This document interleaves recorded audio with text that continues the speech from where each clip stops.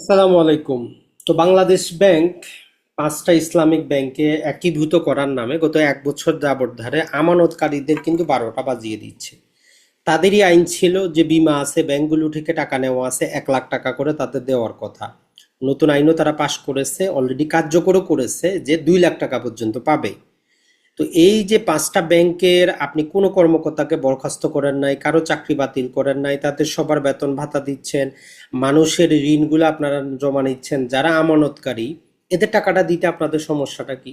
ব্যাংকে টাকা পয়সা না থাকে, এটা তো বিমার টাকা আপনি দিবেন, এটা তো অলরেডি আপনার অ্যাকাউন্টে আছে। এই যে ব্যাংক বিমা আইন 2000-এর অধীনে আপনি টাকাটা নিয়ে রেখেছেন, তো বাংলাদেশ ব্যাংকের গভর্নরকে আমরা বলবো যে আপনাদেরকেও আসলে এই পাঁচ ব্যাংকের যারা আমানতকারী আছে এরা যদি পথে ঘাটে গণধোলাই না দেওয়া পর্যন্ত মানুষের সাথে আপনাদের যেটা বলবো যে ক্ষোভটা কখনোই যাবে না। নভেম্বরের প্রথম সপ্তাহে নাকি গ্রাহক টাকা পাচ্ছে, আজকে নভেম্বরের শেষের দিকে এখনো টাকা পাচ্ছে না। এই টাকাটা তো এই পাঁচটা ব্যাংক দিবে না, এটা তো আপনি বিমার টাকা দিবেন। তো বিমার টাকা দিতে আপনার সমস্যাটা কি?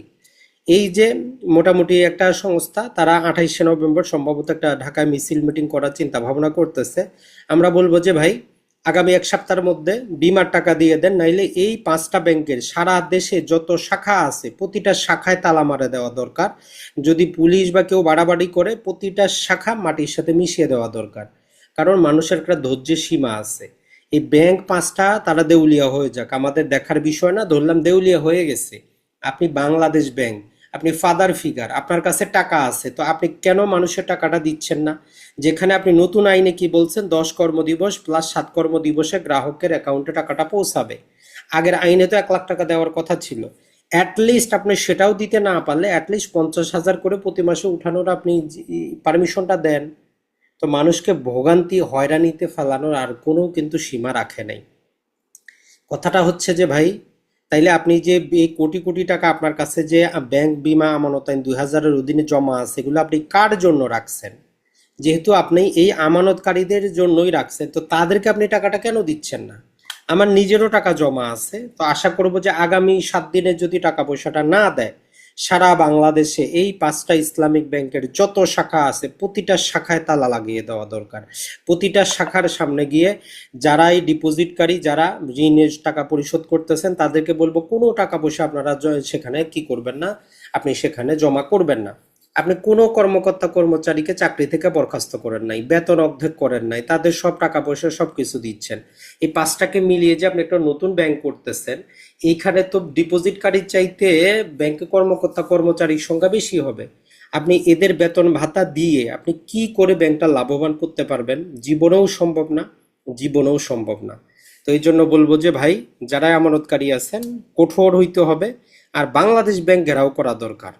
বাংলাদেশ ব্যাংক ঘেরাও করে বাংলাদেশ ব্যাংকের যারা দায়িত্বপ্রাপ্ত কর্মকর্তা আছে এদেরকে সেখানে দাঁড় করে রাখা দরকার যতক্ষণ পর্যন্ত পারমিশনটা না দিচ্ছে। কারণ টাকাটা বিমার টাকা বাংলাদেশ ব্যাংকের নির্দিষ্ট শাখায় আপনি রাখছেন, আপনার কাছে আছে, তো টাকাটা আপনি দিচ্ছেন না কেন? কেন গ্রাহকের অযথা আপনি হয়রানি করাচ্ছেন? তো এই জন্যই বলবো যে ভাই, কপালটা ভালো যে অন্য ব্যাংকেও অ্যাকাউন্ট ছিল। যদি অনেক প্রবাসী ভাই আছেন আমরা জানি, যার 10-20 লাখ টাকা এই অ্যাকাউন্টে যুক্ত, এখন সে 2 লাখ টাকাও উঠাইতে পারতেছে না, তো লাভটা কি তার? অনেক কষ্টের টাকা। তো ওই জন্য আমরা বলি যে প্রবাসীরা দেশে কোনো টাকাই পাঠাবেন না, শাটডাউন করেন রেমিটেন্স। এর পরিবর্তে যেই দেশে আছেন সেই দেশে আপনি কি করেন, বিনিয়োগ করেন, দেশে শুধু ফ্যামিলির খরচের টাকাটা দেন। বাংলাদেশের এই ব্যাংকিং ব্যবস্থাটা যদি আমরা বলি, নর্মালি হাতে গোনা 10 থেকে 12টা ব্যাংক আছে ভালো, বাকি প্রতিটা ব্যাংকেরই অবস্থা খারাপ। তো এই জন্য কোনো ব্যাংকে টাকা পাঠিয়ে আপনি প্রতারিত হবেন না। তো এখন আমরা জানি কমেন্ট করবেন যে ভাই কোন ব্যাংকটা ভালো, কোন ব্যাংকে অ্যাকাউন্ট করব। তো আমি তো আর আমার কথা বলতে পারবো না, তো যেই পত্রিকার রিপোর্টগুলা দেখি আমরা সেখান থেকে মোটামুটি, যেমন BRAC bank, Pubali bank, Jamuna bank, এটা ছাড়া mutual trust bank, Uttara bank, EBL, Shahjalal Islamic bank, এই কয়েকটা হাতে গোনা ভালো ব্যাংক আছে। আপনি এই ব্যাংকগুলাতে টাকা পয়সা লেনদেন করতে পারেন, তবে ডিপোজিট করবেন না, সেভিং করবেন না, এফডি করবেন না।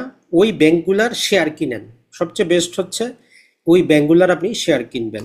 তো যাই হোক, 28 তারিখে যেই আন্দোলনটা হতে যাচ্ছে, আমরা এর সাথে সম্পূর্ণ একাত্রতা পোষণ করতেছি। এবং বাংলাদেশ ব্যাংকের গভর্নর সাহেব অন্ধ না বোবা না কিছুই তা বুঝি না।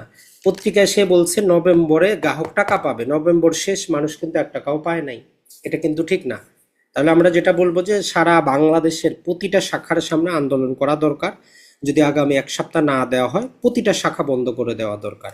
আর যারা ঋণের টাকা দিচ্ছেন, সব টাকা দেওয়া বন্ধ করেন, কোনো টাকা পয়সা দেওয়ার এদেরকে দরকার নাই। কারণ যেখানে আপনি একটা প্রতিশ্রুতি রাখতে পারতেছেন না, বাংলাদেশ ব্যাংক একটা ফাদার ফিগার বডি হয়ে, যার কাছে টাকা জমা আছে, বিমার টাকা আপনার কাছে জমা আছে, আপনি সে টাকা কেন দিচ্ছেন না? ফাত্রামিরও একটা সীমা থাকা দরকার। বাংলাদেশের সব জায়গায় ফাত্রামি, সব জায়গায় ফাত্রামি। এ ফাত্রামি কিন্তু এখনই সময় বন্ধ করার। বন্ধ অবশ্যই করতে হবে আমাদেরকেই। আমরা যখন জেগে উঠব, আপনি যখন আপনার অধিকারটা বুঝবেন, তখন কিন্তু যে আপনার উপর অধিকারটা খাটাচ্ছে সে 10 বার চিন্তা করবে যে এই সিদ্ধান্তটা আমি নিব কিনা। ভালো থাকবেন সবাই।